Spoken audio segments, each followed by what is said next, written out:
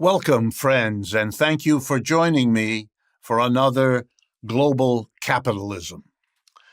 Global Capitalism is produced by Democracy at Work, a nonprofit, small, donor-funded media organization celebrating 10 years of producing all kinds of media that are critical analyses of capitalism and suggestions for how we can do better, how we can go beyond capitalism to make a much more democratically organized economy and society.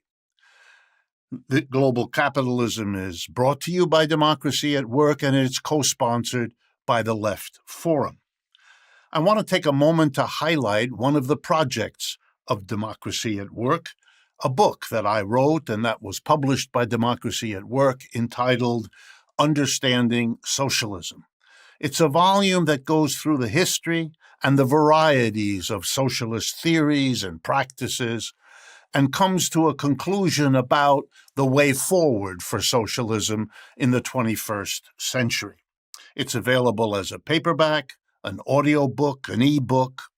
All of the information about how to order it and how to make use of it can be found at our website, democracyatwork.info/books. This evening, I'm talking about challenges of capitalism, but it's better entitled Challenges to Capitalism.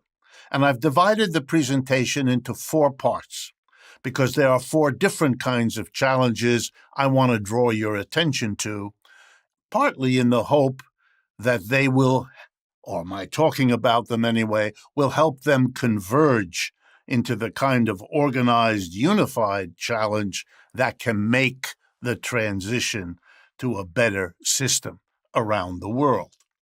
So I'll be talking first about the general strike in France going on literally as we speak. I will then be turning to the remarkable new role of women in unions and strikes across the United States. Not that it's new that women are doing that, but they're doing that with an intensity and in numbers that deserve a lot more attention than they've been getting. Third, I want to take a look at the American economy right now. There's a remarkable combination of rising inflation rates, rising interest rates, the instability and deepening inequality of our capitalist system. That, too, is a challenge to the system. And finally, the 4th challenge will be the challenge represented by China and by the struggle between China and the United States, where I think you'll see a remarkable other way of capitalism being challenged you might not have thought about before. Let me begin then, but with a nod to Hegel, with a nod to the notion that everything is a unity of opposites. I want to give an example of someone whose work and project is carefully crafted not to challenge capitalism, to avoid even raising the question of capitalism in her politics. And it's an arresting example of some of the forces that are pushing against the challenging of capitalism that I still think is the major theme of our time. The person I have in mind is the foreign minister of Germany. Annalena Baerbock is her name. You may have heard or watched her speeches. I pick her for several reasons. First of all, Germany is the most powerful economic unit within Europe. Number 2, Germany is the only major ally of the United States in the Ukraine. Yes, I know the United States has other allies, but the Germans are by far the richest and the most important of them. And so there's a special role for Annalena Baerbock in the world today. She also announced very recently that the German government, she in particular, are now calling what they are doing a, quote, feminist foreign policy. Thereby, she seeks to define something that has very different meanings in many cases than the one she gives to it. Let me explain. Annalena Baerbock comes out of the Green Party in Germany. The Green Party is a major component of the coalition of three parties that currently governs Germany. Scholz, the man's name you've heard of as the leading figure in this government, comes out of the Socialist Party, or the Social Democratic Party of Germany. But a crucial ally of the socialists there are the Greens, and Annalena Baerbock is a representative and a leader of the Green Party. Now, what's remarkable here is that Greens in Germany used to be a party that included, in its earlier days, a very powerful, strong, anti-capitalist component. Those were the people who, as in Green parties in most of the rest of the world, understand that one of the causes, shapers of the ecological crises of our time is capitalism. The industrialization, the profit above all else mentality, the disregard for the costs to our environment of making a bit more profit if you're a fossil fuel company or if you're a transport company or anything else. That had led Greens around the world to consider, in a proper way, I would argue, that capitalism is itself one of the major obstacles to solving the problem of climate change, global warming, and all the rest. But the Green Party in Germany split years ago. And what remained of the Greens, what took over the Greens, were those members of the party that weren't comfortable with challenging capitalism, that weren't willing to be anti-capitalist. They left. Many of them formed what's called the left, Die Linke party in Germany, and others dispersed. And the Green Party was left in the hands of people like Annalena Baerbock. Here's what she means, apparently, by a feminist foreign policy. She is perhaps the most aggressive ally of the United States against Russia in Ukraine that you could point to. More even than let's leave it at that. More even than the British or any of the other countries that are allies of the United States. Annalena Baerbock wants very close to going to war with Russia, has even slipped in on a couple of occasions and talked like that. NATO versus Russia. She's ferociously anti-Russian, ferociously driven to this war, pushing inside Germany for Germany to do more. Even recently, the decision to send tanks. And for those of you who don't know your history, the image of German tanks moving against Russia has an effect inside Russia that really, if you wanted to unify that country behind their leader, more than already is the case, that would be a good way to do it. And we're watching that unfold now. Annalena Baerbock is a big supporter of abortion and access to abortion everywhere, including in the United States. That's clearly part of what she means by a feminist foreign policy. Ferocious against Russia and for war over there, ferocious in her support of access to abortion, but determined never to question, to challenge capitalism at all. In contrast, I now want to focus you on 4 areas that are the opposite of Annalena Baerbock. People, often women, who are determined to make capitalism a key part of what they think needs to be challenged to make a better world. So let me begin with the first of our four topics, the general strike in France. And here, this is going on now, and I want to explain it and draw the conclusion I think it teaches us.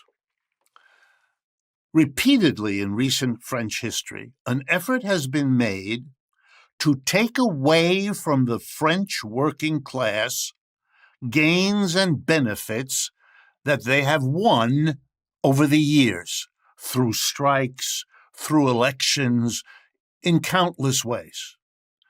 One of these gains won is a national pension system. In France, when you reach the age of 62, you can go on retreat, the French language, retraite. You can retire in English at age 62. Successive conservative, business-oriented governments have tried in France to take away that benefit. Here's how they've proposed to do it.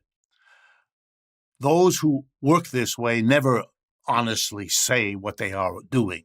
They come up with clever wording in the hopes that they can fool elements of the working class not to see the deprivation being imposed on them. So, of course, they call what they're doing pension reform. What the reform boils down to, details aside, is simple: to raise the age of retirement from 62 to 64. That's the issue. They've tried it before, and they have repeatedly been defeated, mostly by workers going out on strike and saying, if you push this, the country will come to a stop. You are not going to take away, whatever government you are, whatever president is sitting there, you are not going to take away from the vast majority of the French people a benefit to the quality of their lives that they fought hard for. It's not going to happen. And if you push it, we'll push right back. And so the effort to do that failed more than once in recent history. However, the conditions of modern French capitalism are such that the business community, the conservatives, the wealthy, keep pushing whoever is in power to try to get this done. And the reasoning for that is simple. They don't want to pay the taxes that are part of how this gets funded. And so to save themselves having to pay taxes, this is a small minority of the French, they want to deprive the majority of the French of the pension they've won the right to retire at age 62. And Mr. Macron, the current president of France, has vowed that unlike his unsuccessful predecessors, he is going to go after this and he's going to get it. And so a bill to that effect is working its way through the French legislature. It's not done, quite a ways from that, but the unions have decided that they're going to fight it like they have in the past, and they recognize that there's a bigger push on now. French capitalists are having difficulty at home and around the world, as capitalists everywhere are, and they want to squeeze their own working class, of course, to help them hold on to their wealth and their dominant position by not having to fund pensions as much as before, but of course, calling it always reform. Here's the answer the unions have given. First, the arguments. But you'll see in a moment, those are the least of it. First argument: lower income workers, blue-collar workers, factory workers, and others are physically exhausting work. They tire people out and they lower life expectancy, and then they show all the statistics to prove that. Therefore, they already suffer because they're not going to have as long a retirement as other workers, and they're the low-income people, so they need the help the most. Making them work until 65, 64 rather than 62, is taking away 2 years. And they don't have very many because of the wear and tear on their bodies from the work that they do. So you're going to people who are already exhausted at the end of a life of working like that, and you're going to take away 2 of the few years they have in retirement? No, you're not. Here's the second argument. France has prided itself in recent decades on raising worker productivity. What a nice phrase. You know what it means? It means you get more out of a worker per hour than you used to. You've raised labor productivity. Now, you've done that in a number of ways. You have added machinery. You have improved the machinery. You now have AI. You have robotics. You have computers, all kinds of things. But you've also made workers work harder, work faster, etc. And that is wear and tear on the bodies and minds of people. You have made them work harder, but you haven't kept up in terms of what it means for the mental and physical capabilities. Therefore, you owe the working class some sort of adjustment to what you have pressured them to do. But you're not giving them more retirement as an offset. You're not giving them earlier retirement as an offset, which would make sense if you cared about the mass of your people. You want to take away 2 years of the retirement that they can look forward to enjoying. Don't call it a reform. You're depriving your working class of 2 years of retirement. That's what you're asking for. Take away 2 years of whatever you can enjoy in the way of a retired life. But I stress these are arguments. In France, the unions long ago learned a lesson not all that well learned in many other countries, that the arguments are never what win the case. They're important. They're worth developing. They're worth publicizing, and the French are doing all of that. But you've got to get the bodies out on the street. And that's why the unions declared, all 7 or 8 of the different federations of unions in France, agreed together, cooperating, to have a general strike. A general strike. They've been planning it for weeks, scheduled for the 7th of March. That strike is underway already because different unions start at different points, and so it's sort of a stretched out event because you're talking about millions of people. It will be not at all surprising if there's more than 1 million on any given day not working, staying at home, and or in the streets. But the unions in France know that to win this fight, they need to be allied. They have to have allies. And the allies are 2 things in France that are worth our looking at and understanding. First, they ally with social movements, movements against racism, movements against the persecution of immigrants, movements, you fill in the blank. The unions work with them. They go out and support them in exchange for them supporting the unions. And since everyone has an interest, everyone in the working class, the vast majority of France, has an interest in holding on to the pensions they fought for and won, this is an alliance that can be built. A bit more interesting in the French context is the fact there's a third player in this alliance: the unions, the social movements, and the left-wing political parties. That's right. The unified left-wing political parties who contested in the race and whose candidate, Jean-Luc Mélenchon, came a couple of percentage points behind Mr. Macron. That's all. Not a big difference. They have also mobilized to support and participate in this general strike. It's a little bit like the next phase of what was called the Yellow Vest movement a couple of years ago, a movement of enormous power and strength, which overturned initiatives by Mr. Macron and only came to an end because of COVID and all that it implied for people getting together and marching down the street. So all of these forces are getting together, and unlike Annalena Baerbock in Germany, the Greens in France are participating in all of this.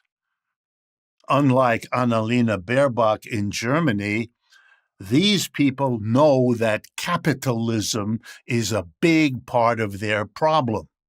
They don't all agree, it's not that, but those who are explicitly anti-capitalist are a recognized, welcomed part of the larger community that's focused on saying, you don't take away our pensions. And it's not lost on anyone that having that anti-capitalist component is a powerful support for the chances they have to win this fight with Mr. Macron. They could not do it without the anti-capitalist political parties, without the anti-capitalist militants that are part of all of this. This is a challenge to capitalism. You want to take away working class rights, an effort of capitalists everywhere, all the time. It's part of what maximizing profit is all about. It's a clever phrase. We maximize profit. Sounds like you're not hurting anyone, but it is always partly at the expense of workers, whether that means replacing workers with machines, whether that means exporting jobs to places where you can get away with paying workers less. You get the picture. The French are fighting back. They are challenging capitalism.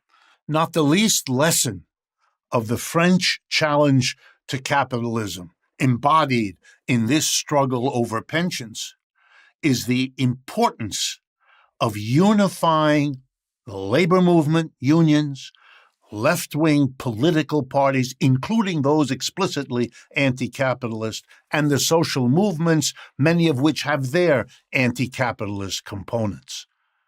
More and more, it's becoming clear to people that capitalism is part of the problem, and that overcoming and moving beyond capitalism is part of the solution. That is a strengthening glue to bring all these things together. And the French are absolutely pioneers. In the past, as far back as the French Revolution, in the recent past, in the Yellow Vests, and now in this struggle over pensions. I want to turn next to women, labor, unions here in the United States, where I am speaking from. And I want to point something out. Since 2019, women have become half the labor force in this country.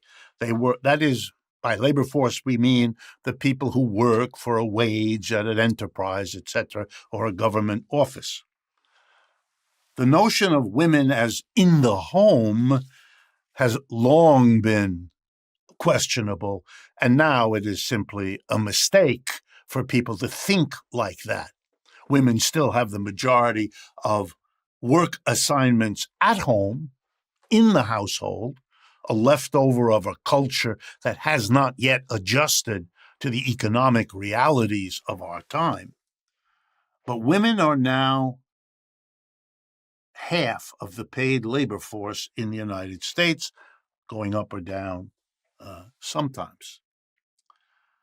Women inside labor unions have noticed the fact that women in a labor union are earning roughly 30% more than women who are not in a union. That's a bigger gap than you would see if you looked at men.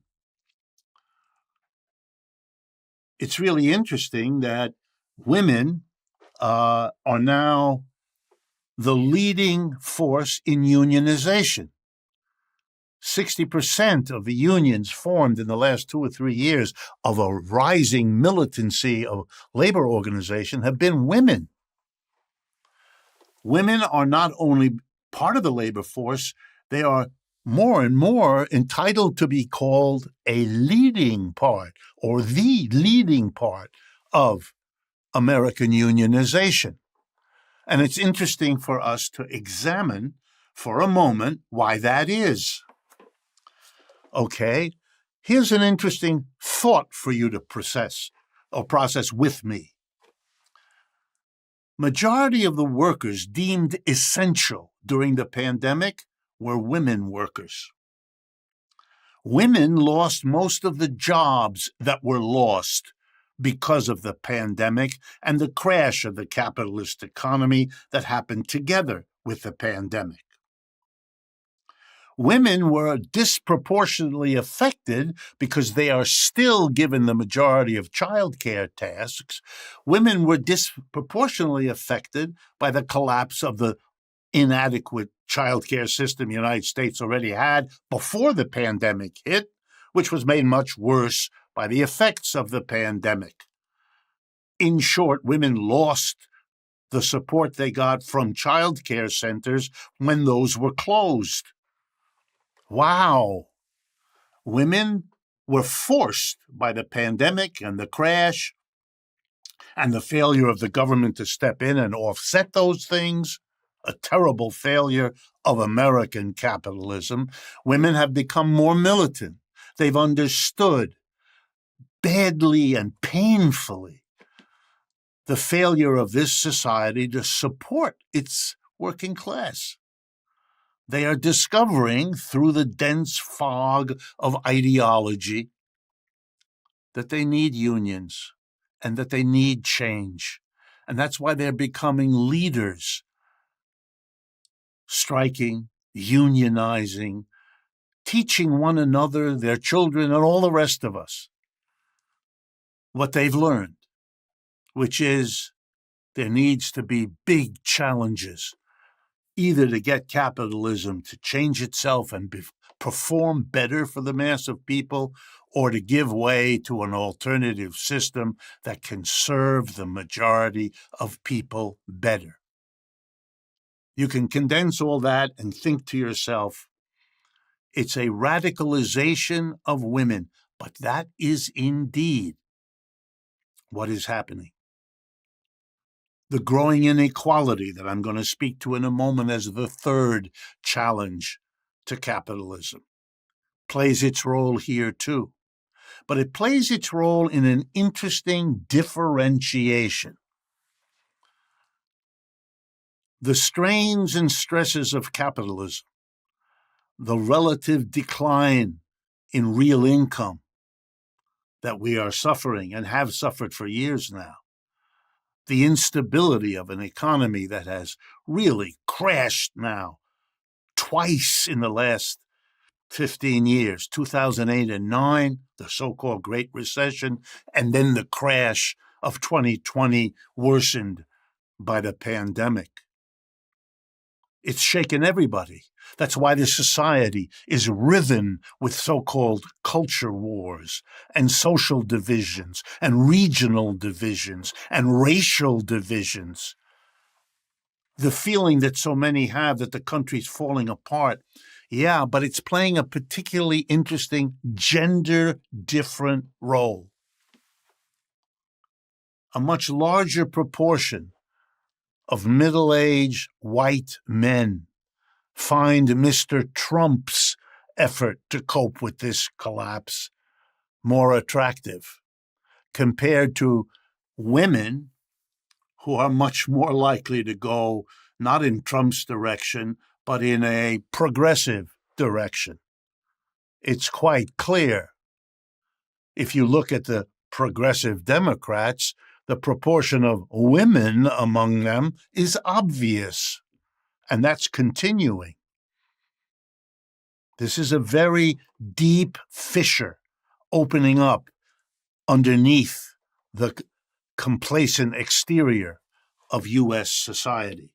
Women are taking a lead, and I think we're going to see more and more that they come to understand, as the French did, that capitalism is a big part of the problem, and going beyond capitalism can and should be a big part of the response and the solution that people find and pursue. There are loads of ways you can learn about what democracy at work does, and I think you'll find that many of our activities are things you might want to keep abreast of. You can easily do that by going to our website. We have a mailing list for email. You can be alerted to everything we do. It's a way to stay connected with democracy at work. We are, of course, eager to partner with you. If this presentation today, and we do this every other month, as many of you know, if you find it useful, interesting, provocative, instructive, please share this with other people. Let them know where it comes from. Help us reach a larger audience. Be a partner. We eagerly ask it, and we are enormously appreciative if you do it. The third challenge to capitalism going on around us has to do with what I want to call, because I believe that's what it is, the broad-based continuing assault on the American working class, which has analogs in other parts of the world too. So that's why I believe telling the story about the U.S. will have implications for those of you watching from other parts of the world. The last 5 years have been extraordinary in their assault. Indeed, the last 30 years, the assault on the working class is absolutely remarkable. Here's how one can articulate it briefly. By the end of the 1970s, the long historical rise of real wages in the United States came to an end. By real wages, of course, I mean the relationship between the money wage an average worker gets and the prices that worker has to pay when he or she or they purchase the goods and services they need. Okay, in that situation, it's important to recognize for about 100, 150 years before the 1970s, real wages rose every decade in American history. Even during the Great Depression, because even though wages fell then, money wages, prices fell even faster, allowing people to at least buy things if they had any money. Of course, the unemployed don't count in that relationship, and they were the source of the suffering. Unemployment, you will recall, in 1933 was 25% of the American working class. So since the 1970s, wages did not rise faster than prices, as they had before. And so real wages didn't go anywhere. The real wage of an American worker in the late 70s is very little different from what it is today. The average growth of what you could afford to buy with your average wage was next to nothing for the last 40 years. Americans were shaken by that because they had become of the opinion, carefully cultivated by the media and the forces that run this society, they had told that they lived in an exceptional country whose direction economically was always up and onward, that there was this lovely American dream at the end of the rainbow that they would acquire if only they studied hard and worked hard. They would then be able just to keep on accumulating. Starting in the 1970s, that story was no longer true. Now, in an honest society, there would have been an honest debate. Leaders would have said, hey, we can't raise your real wages anymore. What are we going to do? We didn't have honest politicians then. We don't have them now either. So there was no discussion. Everybody had to figure this out on their own, and most didn't. What most families did is try to figure out how to cope with the fact that they still wanted that American dream. They still wanted to give it to their children, but the rising ability to do so from your job was gone. And you know what American workers did? They knocked themselves out. They tried to solve individually a problem that was a social economic problem, and that never works out real well. You got to face it. A social problem needs a social solution. A personal problem needs a private solution. What did Americans do? They worked more hours, took on more jobs. But the big solution, the terrible one, they borrowed money starting in the 1970s like no working class in the history of the world. We've been borrowing money. We've been living on borrowed money, and that means borrowed time. You can't keep borrowing more if the underlying real wage isn't going anywhere because you're not developing the capacity to pay these loans back. And the American working class knew it. And it got more and more anxious about the level of debt. Mortgage debt for your home, car payments for your car, credit card debt you build up, and the final one, the new one, 25 years old now, load up the family with debt to send the children to college. That's the basic squeeze on the working class. But then in the last 5 years, it got much worse. The economy crashed in the year 2008 and 9 because of what? Subprime mortgage. That's a fancy way of saying people couldn't carry their debts. The solution to the end of the working class's rising wages, because American capitalism was unwilling and unprepared to continue to pay. That's why they went overseas to China and India and Brazil, those employers, because they could get work done for less. And that way they screwed the American working class out of further gains by shifting to working classes in other countries. That's why they worked so hard to replace workers with computers and robots and artificial intelligence. That's why they brought in immigrants from poor countries willing to work for less. All of that. The charming ways capitalism has to maximize the profits at the expense of whoever. The last 5 years, it got worse. We had another crash, the 2020 crash, one that started before the pandemic hit here. And then we had the pandemic.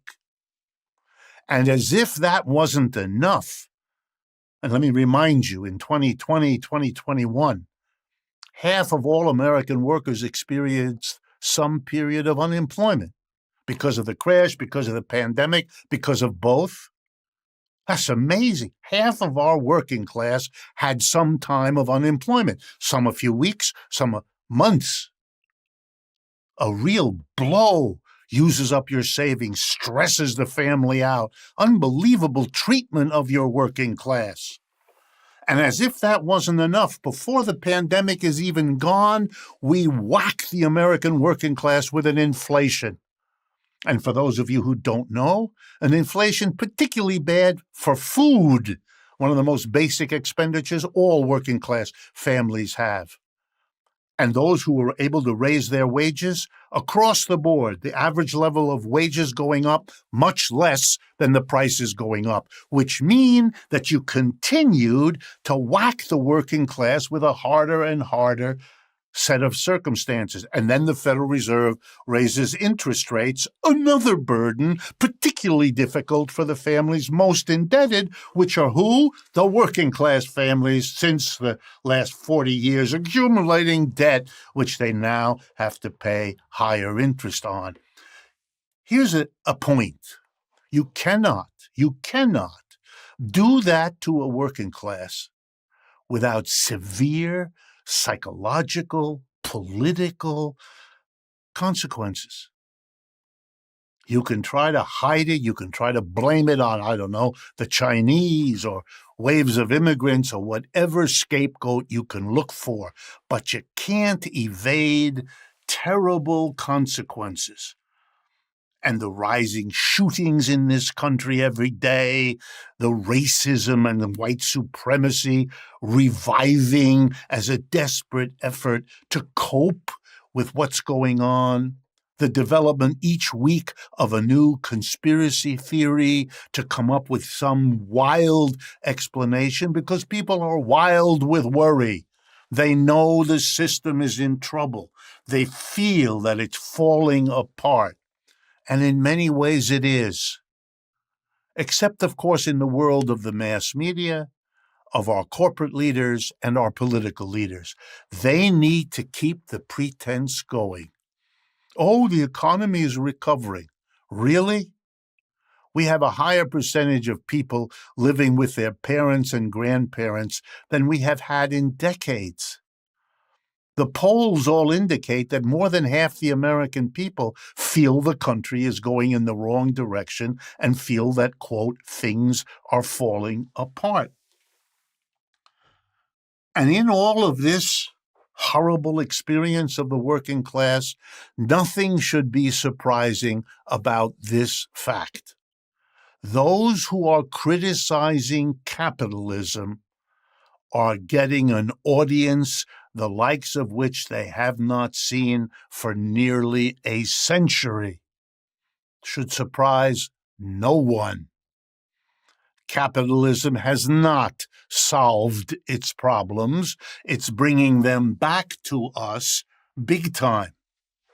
This is a new century. We've had 3 crashes. Dot-com crash in 2000, subprime mortgage in 2008, COVID 2020. Every 4 to 7 years in the 20th century, right on schedule in the 21st.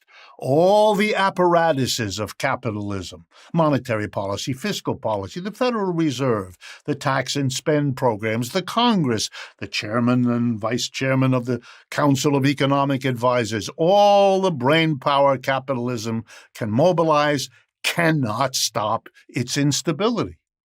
And the enormous cost it takes out of the working class, because those at the top spend their efforts making sure that the instability of capitalism doesn't impact them. It impacts the workers thrown out of work. It impacts the mass of working class people who face the inflation in the supermarket every day. The system is organized to put the burdens of itself onto the mass of people and to keep those at the top rich and comfortable. But here's the big challenge. There is in the United States a coming together of the critics of capitalism who've always been there and the victims of capitalism. They were kept apart in a variety of ways for many decades. That is over. They are coming together again, and that is a powerful threat to capitalism. The coming together, the merging, the alliance between the critics and the victims of the capitalist system. I dare say it is the fundamental challenge that system is going to have to face, and it's not going to have an easy time coping with it. Finally, I want to show you a challenge to capitalism coming from yet another direction, not from France and mass mobilizations, not from women discovering their leading positions and possibilities in a labor movement like in the United States, and not from the assault on the working class, whether that's called austerity politics or neoliberalism or you name it. Here's another one from another direction. It comes from China, and it has to do with an old traditional anti-capitalism. What do I mean? Well, almost from the beginning of capitalism, something was true about it that had also been true about the feudalism before it, the slavery before that, and so on. Every economic system of which we know the history displays pretty much across its entire lifetime a combination of people who love it, celebrate it, approve it, on the one hand, and people who are critical of that same system on the other hand. The critics think we can and should do better. The non-critics, the celebrants, say, no, this is as good as it gets. Let's leave it alone. You really do know that. You know that there were people, for example, in slavery, who thought it was the best system one could have, celebrated it, in countless ways. And you know there were also people who said, my God, we can do better. If you ever study American slavery, you'll know that there were many forces in the United States right from the beginning who didn't like slavery, who thought it clashed with their Christian morality, who thought it clashed with the Universal Declaration of Human Rights, who were uncomfortable that the Constitution or the Declaration of Independence are full of phrases about all men created equal and all the rest of it, and clearly the slaves weren't equal. Yeah, there were people who were critical. It took a long time for their criticism to merge with the victims of slavery to provide the basis to overturn it. Yeah, feudalism had its critics. And you know, capitalism had its critics too, right from the beginning. Karl Marx, who developed the criticism to a whole new level that has since inspired 150 years of experiments and practical efforts and theoretical efforts to critique capitalism and go beyond. But even before Marx and alongside of Marx, loads of other people had various kinds of criticisms of capitalism. Some of them wanted to make it a better capitalism. Others said, no, that doesn't work. You have to change the system. Had exactly the same debate inside slavery, inside feudalism, or any of the others. So the socialist tradition took off. Basically, in the early part of the 19th century, it began to develop. 19th century, non-Marxists, other people, and Marx and the people he inspired, all in their different ways, developed the tradition of criticizing capitalism. And it spread all over the world with capitalism. Because you know what the fundamental cause of the critique of capitalism is? Capitalism itself. Wherever it spreads, it brings those who love it, and it brings those who are critical. It inspires people to admire it, and it inspires people to think, we can do better. We're grateful to the people who thought you could do better than slavery, because that helped to get us beyond that. And we're grateful to the critics of feudalism, like Adam Smith, because it helped us get beyond feudalism. And we will likely be grateful someday to the critics of capitalism, myself included, I hope, for having enabled us in a little bit of help to get beyond capitalism. So where does this connect to China? Well, there was a very interesting development in the socialist movement of the 19th and 20th century. To the surprise of everyone, socialists over the century, the 19th century and into the 20th, became steadily more powerful, but they became powerful as a subordinate social force. Yeah, they won trade unions, and they developed corps of intellectuals, and they developed some social movements of various kinds. But the governments were in the hands of the capitalists. That's the story of the 19th century, and that's the story most of the 20th. Then something odd happened. In 1917, as a byproduct of the worst war in human history, World War I, fought among capitalist countries struggling against each other, a byproduct of that was the Russian Revolution. And the Russian Revolution brought to power a socialist government for the first time. That was a real step up for what socialism could claim it could do. It went beyond being a movement of some people in a capitalist society to being the government of a society. And they had a remarkably smart leader, Lenin. And one of the many things he taught and said about his revolution, 2 or 3 years into it, he made a famous speech in which he said, you know what we have here is we've made a revolution against capitalism, but it's kind of only gotten halfway to where we need to go. And he had a name for what halfway meant. And you'll see how this connects to China in a moment. He called where Russia had gotten to, say by 1920-21, state capitalism. Lenin's phrase. What did he mean? He said, well, we, the working class, the Communist Party of Russia, we have captured the state. We made a revolution and we control the state. But what goes on in all of the factories of Russia at that time, in all of the offices, in all of the farms, is what was here before.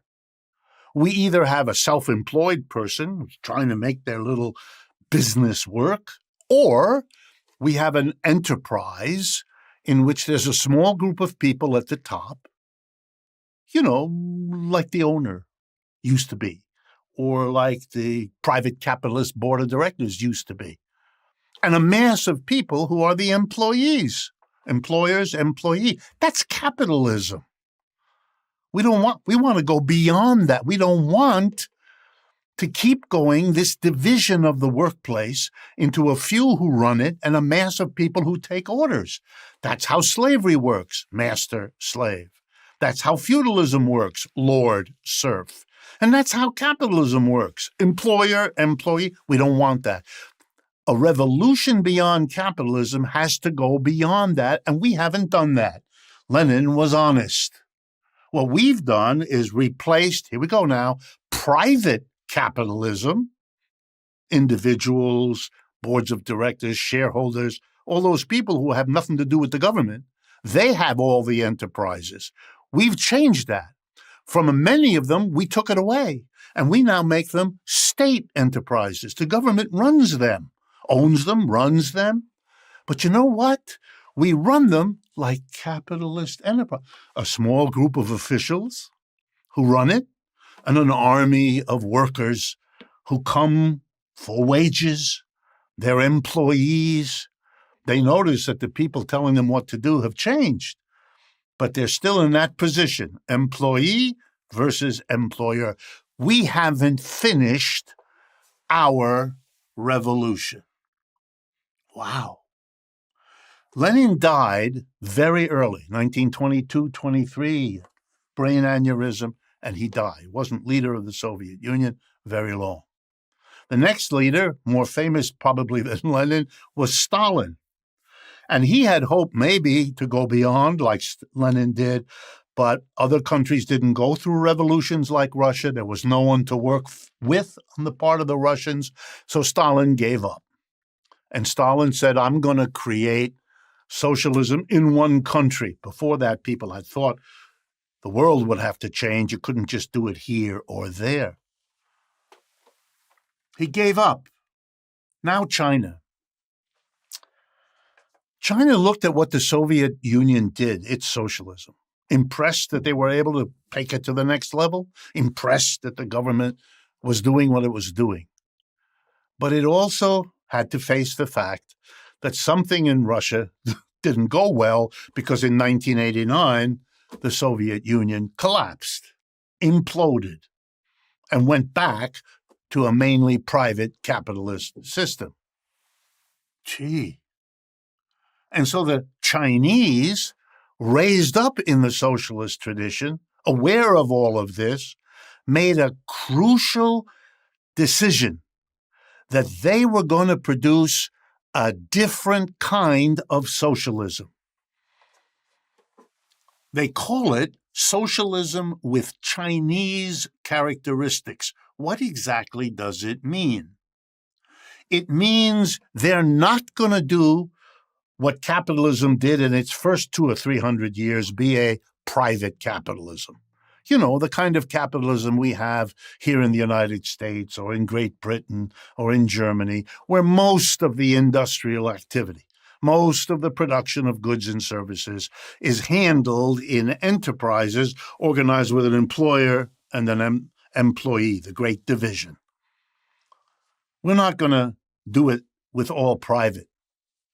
And we're not going to do it with Russia's alternative, the state taking over. That didn't work out. Here's our solution. We're going to do a hybrid. We're going to give some position for private capitalists, both Chinese and foreign. But we're also going to hold on to a big sector of the state owning and operating. We're going to have a mixture of these two, and we're going to make them all controlled and coordinated by a powerful political force, which is called the Communist Party of China. Notice I didn't say a word about private and state capitalism, because the Chinese haven't gotten further than Lenin did. Lenin substituted state for private. China substitutes a state-private hybrid for the private.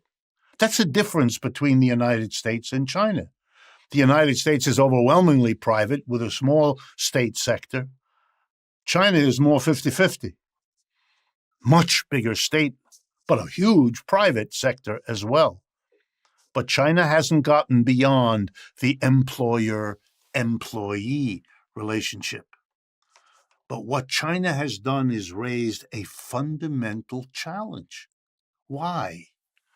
Because this hybrid, this combination of a private capitalism and a state capitalism controlled by a communist party, has taken China in half a century from one of the poorest countries on the face of the earth to the most serious competitor to the United States in the history of the United States or of the world.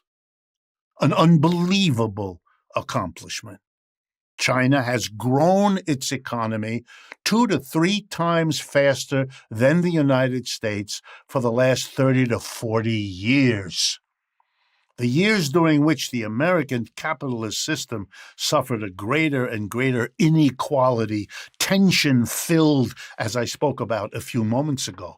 This was a time when the Chinese soared in terms of their economic achievement. But the issue remains. Is the Chinese a solution? Or is the Chinese the last phase of a capitalism that can't work if it's all state capitalism? That was Russia. Or if it's overwhelmingly private capitalism? That was the United States and still is. Is that hybrid the last way you can hold on to a capitalism? Are the difficulties and tensions and contradictions inside China, and there are plenty of them, are they the first signs of the final recognition? We've tried everything, including this private state hybrid. It doesn't work. It's not enough. And we need to change the system, by which we mean, finally, no more minority of employers facing a majority of employees. That's not a sustainable system. Just like in the end, slavery went when people basically understood it's not this or that detail of slavery. It's not whether the slaves are whipped or not, or whether you separate the family or not, or whether you feed the slave adequately or not. The problem is one group of people, a small minority, cannot literally own other human beings. That's got to go. And it did. And one group of people doesn't swear to love, honor, and obey another, where one is the Lord with all the power and the other is the serf with none. That didn't work either. What may well be happening in the world today is the most profound challenge to capitalism, slowly emerging out of these four different kinds of challenge of capitalism. And that challenge is employer-employee organization of the workplace is the problem. It's the problem that lies behind the efforts of the few to deny 2 years of retirement to the many in France. It's behind the creation of impossible burdens, especially on the women workers of the United States. The creation of impossible burdens on the working class of the United States for the last 40 years. And it's the question emerging out of both the success China has had in outgrowing private capitalism in the United States and everywhere else, versus the fact that it has not gone beyond what Lenin recognized as the continuing capitalism, and that socialists now have to, in a way, bite the bullet. They have to understand that it's at best one kind of socialism to play around with what is still a capitalist workplace, and it's another kind of socialism that says that workplace itself has to be revolutionarily transformed if we're going to get beyond the burdens, the flaws, the failures of a capitalism that works for ever fewer people. Thank you for your attention. I want particularly also to thank you for being an active, engaged audience with us. And I want to close by thanking those of you that are already supporters of Democracy at Work, both as partners and also, in the case of some of you, as people who donate, who help us with the financial costs of doing that. And again, if you are at all interested in joining in the supports, our website is the way to do that and the place to go, democracyatwork.info. Thank you, and till next time.